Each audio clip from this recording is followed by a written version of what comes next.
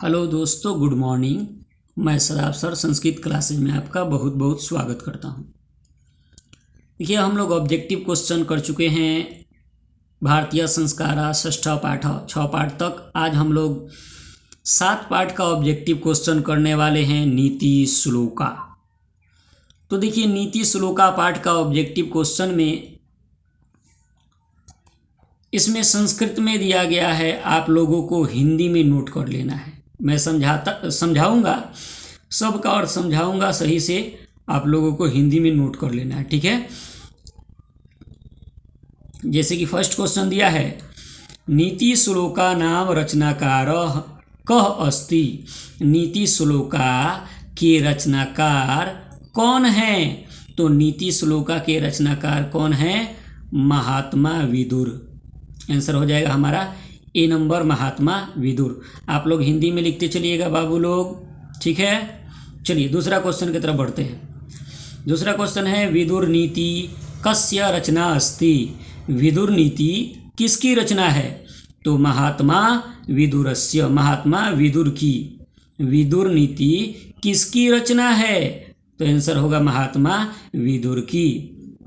अगला क्वेश्चन है 3 नंबर, विदुर नीते संकलित पाठस्य नाम किम अस्ति। विदुर नीति से संकलित पाठ का नाम क्या है? तो विदुर नीति से संकलित पाठ का नाम क्या है? नीति श्लोका। पाठ का नाम है नीति श्लोका। ये नंबर हमारा आंसर हो जाएगा। अगली क्वेश्चन की तरफ हम लोग बढ़ते हैं। हमारा अगला क्वेश्चन है 4 नंबर। आइए देख लेते हैं 4 नंबर क्वेश्चन को हम लोग। 4 नंबर क्वेश्चन में कह रहा, नरक के द्वार कितने प्रकार के हैं जिससे व्यक्ति का नाश होता है? तो नरक के 3 प्रकार के द्वार हैं, याद कर लीजिए। काम, क्रोध, लोभ, ये नरक के 3 द्वार हैं, ठीक है। अगला क्वेश्चन है, विनय को कौन मारता है? तो विनय को कौन मारता है? विनय को बदनामी मारता है, अपशय मारता है, अकीर्ति मारता है। देखिए आंसर नंबर सी हो जाएगा, अकीर्ति। अकीर्ति का मतलब होता है बदनामी या अपशय। 3 नाम इसका याद रखिएगा, अकीर्ति, अपशय, बदनामी, ठीक है। अगले क्वेश्चन की तरफ हम लोग बढ़ते हैं। कैसे पुरुष सभी जगह सुलभ होते हैं? मतलब कैसे पुरुष सभी जगह आसानी से मिल जाते हैं? तो प्रियवादी, प्रिय बोलने वाले पुरुष सुलभ हैं। दिया है श्लोक में, सततम प्रियवादिन। हे राजन, प्रिय बोलने वाले पुरुष सुलभा, यानी कि सुलभ है। अगला क्वेश्चन हमारा दिया है 7 नंबर। कैसे पुरुष सभी जगह सुलभ है, ये तो हो गया 7 नंबर क्वेश्चन है। बिना बुलाए कौन आता है? आंसर हो जाएगा मूर्ख या मूढ़ चेता नराधम। ये भी याद रखिएगा, ऑप्शन में मूढ़ चेता नराधम भी दे सकता है। अगले क्वेश्चन की तरफ हम लोग बढ़ेंगे। ये हमारा क्वेश्चन नंबर 8 हमारे सामने है। आइए इसको देख लेते हैं। विनयम कम हंति। विनय किसको नष्ट करती है? तो विनय किसको नष्ट करती है? अपशयम, यानी बदनामी को। बदनामी का 3 गो शब्द बताए हैं, अपशय, बदनामी, अकीर्ति, ठीक है। 9 नंबर क्वेश्चन है, क्षमा कम हंति। क्षमा किसको नष्ट करती है? तो क्षमा जो है क्रोध को नष्ट कर देती है। अगला क्वेश्चन है, धर्म ... रक्षति, यानी कि धर्म की रक्षा किससे होती है? तो धर्म की रक्षा सत्य से होती है। धर्म की रक्षा किससे होती है? सत्य से होती है। अगला क्वेश्चन है, विनय ...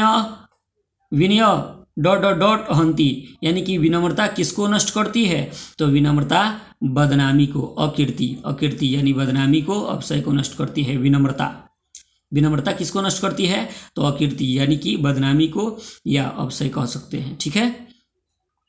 12 नंबर क्वेश्चन की तरफ हम लोग बढ़ते हैं। 12 नंबर हमारा क्वेश्चन दिया है, आप लोग देख सकते हैं। विदुरः क आसीत। विदुर कौन थे? विदुर कौन थे? तो विदुर मंत्री थे। विदुर कौन थे? मंत्री थे, या याद रखिएगा नीतिकार थे। ऑप्शन में नीतिकार भी दे सकता है। विदुर मंत्री या नीतिकार थे। अगला क्वेश्चन है, उत्तमा शांति का उत्तम शांति क्या है? तो उत्तम शांति क्या है? क्षमा उत्तम शांति है। नेक्स्ट क्वेश्चन है धृतराष्ट्रस्य प्रश्नस्य उत्तरम कः ददाति। धृतराष्ट्र के प्रश्न का उत्तर कौन देते हैं? तो धृतराष्ट्र के प्रश्न का उत्तर विदुर देते हैं। हस्तिनापुर के राजा थे धृतराष्ट्र जो थे हस्तिनापुर के राजा थे और विदुर उनके मंत्री थे और साथ साथ नीतिकार भी थे।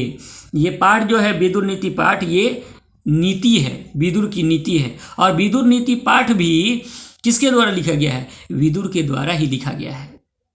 ठीक है, इन सभी बातों को आप लोग ध्यान में रखिएगा। अगला क्वेश्चन है धृतराष्ट्र कथम प्रश्नम पृच्छति। धृतराष्ट्र क्यों प्रश्न पूछते हैं? तो धृतराष्ट्र क्यों प्रश्न पूछते हैं? स्वचितस्य, अपने चित्त की शांति के लिए, अपने चित्त के शांति के लिए। धृतराष्ट्र जो है अपने चित्त के शांति के लिए विदुर से प्रश्न पूछे थे। ठीक है, ऑब्जेक्टिव क्वेश्चन आप लोग इसमें इस चैप्टर में 15 ऑब्जेक्टिव क्वेश्चन है, इसको सही से देख लेना है। मैं जो चैनल पे इस चैप्टर को पढ़ाया हूँ उस चैप्टर को ध्यान से जा कर के आप लोग पढ़ लीजिएगा, पूरा कंसेप्ट क्लियर हो जाएगा, आप लोग को रटने की आवश्यकता ही नहीं पड़ेगी। एकदम फुल गारंटी दे रहा हूँ कि रटने की कोई भी आवश्यकता आपको नहीं पड़ेगी, एकदम गारंटी है मेरा। ठीक है, अगर मेरी वीडियो आप लोग को समझ में आई हो तो लाइक शेयर सब्सक्राइब जरूर कीजिएगा। धन्यवाद।